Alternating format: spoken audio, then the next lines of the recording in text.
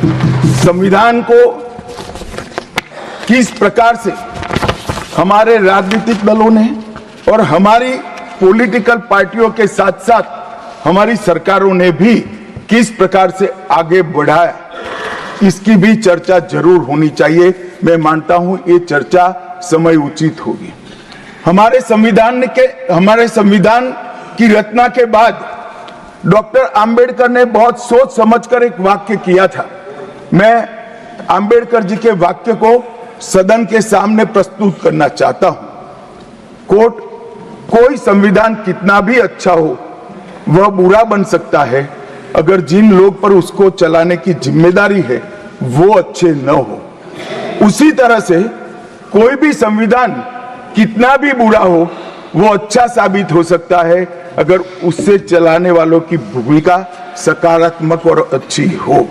ये दोनों घटनाएं मान्यवर हमने हमारे संविधान के 75 साल के कालखंड के अंदर देखी है और मैं तथ्यों के आधार पर सदन के सामने और सदन के माध्यम से देश की जनता के सामने भी रखना चाहता हूं। हमारे संविधान को कभी भी अपरिवर्तनशील नहीं माना गया। समय के साथ साथ देश भी बदलना चाहिए, समय के साथ साथ कानून भी बदलने चाहिए और समय के साथ साथ समाज भी बदलना चाहिए। परिवर्तन ये जीवन का मंत्र है, सत्य है। इसको हमारे संविधान सभा ने स्वीकार किया था। इसलिए आर्टिकल 368 में संविधान संशोधन इसके लिए प्रोविजन किया गया। अभी कुछ राजनेता आए हैं, 54 साल की आयु में अपने आप को युवा कहते हैं और ये घूमते रहते हैं, संविधान बदल देंगे, संविधान बदल देंगे, संविधान बदल देंगे। मैं उनको समझाना चाहता हूं कि संविधान बदलने का प्रोविजन, संविधान के प्रावधानों का बदलने का प्रोविजन अनुच्छेद 368 के अंदर संविधान में ही है। और मैं आज फिर से एक बार कहना चाहता हूं, थोड़ा ज्ञानवर्धन भी हो जाए किसी का। भाजपा ने 16 साल राज किया मान्यवर, 6 साल अटल जी ने किया, 10 साल मोदी जी ने किया और 5 साल और मोदी जी करें। एक प्रकार से 16 साल हमने शासन किया। 16 साल में हमने 22 बार संविधान बदला, संविधान के अंदर परिवर्तन की। और कांग्रेस ने 55 साल करा और 55 साल में 77 परिवर्तन कांग्रेस ने भी किए, कांग्रेस के शासन में भी हुए।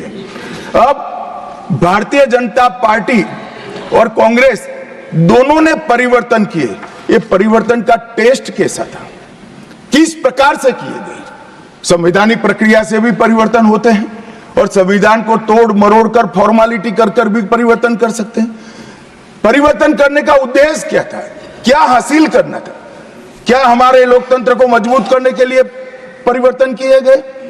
क्या हमारे जिनको अधिकार नहीं है ऐसे लोगों को समकक्ष अधिकार लेने के लिए परिवर्तन किए गए, या अपनी राज्य सत्ता को टिकाने के लिए परिवर्तन? इस पर से ही पार्टी का कैरेक्टर, पार्टी के चलने की पद्धति और पार्टी का संविधान में विश्वास ये सबको मालूम पड़ता है। मैं ज्यादा संविधान के संशोधन में नहीं जाऊंगा मान्यवर। दोनों प्रमुख दलों के 4 संविधान संशोधन को मैं लेना चाहूंगा। पहला संशोधन हुआ 18 जून 1951 में। संविधान सभा ने ही ये संशोधन करना पड़ा क्योंकि संविधान बनाने के बाद, संविधान स्वीकारने के बाद आम चुनाव में जाने तक का भी धैर्य कांग्रेस पार्टी में नहीं था। अभी लोकसभा नहीं बनी थी, अभी राज्यसभा नहीं बनी थी और संशोधन लेकर आए। अब उसका उद्देश्य क्या था? 19A जोड़ा गया। 19A जोड़ा गया, वो किस लिए जोड़ा गया? अभिव्यक्ति की आजादी पर स्वतंत्रता को, अभिव्यक्ति की आजादी, अभिव्यक्ति की स्वतंत्रता को कर्टेल करने के लिए पहला सुधार आया। और किसने किया मान्यवर? उस वक्त प्रधानमंत्री कौन था? श्रीमान जवाहरलाल नेहरू इस वक्त उस वक्त प्रधान।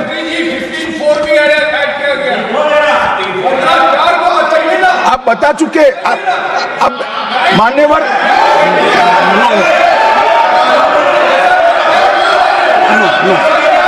No. Sit down. Jairam ji. He is not yielding. He is not yielding. We heard leader of the opposition. मान्यवर Unless there एक is second. yielding, let us hear. मान्यवर मेरा लंबा अनुभव है आजकल करते हुए। मुझे 30 साल हो गए विधानसभा और लोकसभा राज्यसभा में बैठे हुए। संसद में भाषण करने का मेरा अनुभव है मान्यवर। वो विरोध तभी कर सकते हैं जब मेरी बात सच न हो। अगर मेरी बात सच नहीं हो तो बताए वो संविधान संशोधन नंबर 1। अब सुनिए, संविधान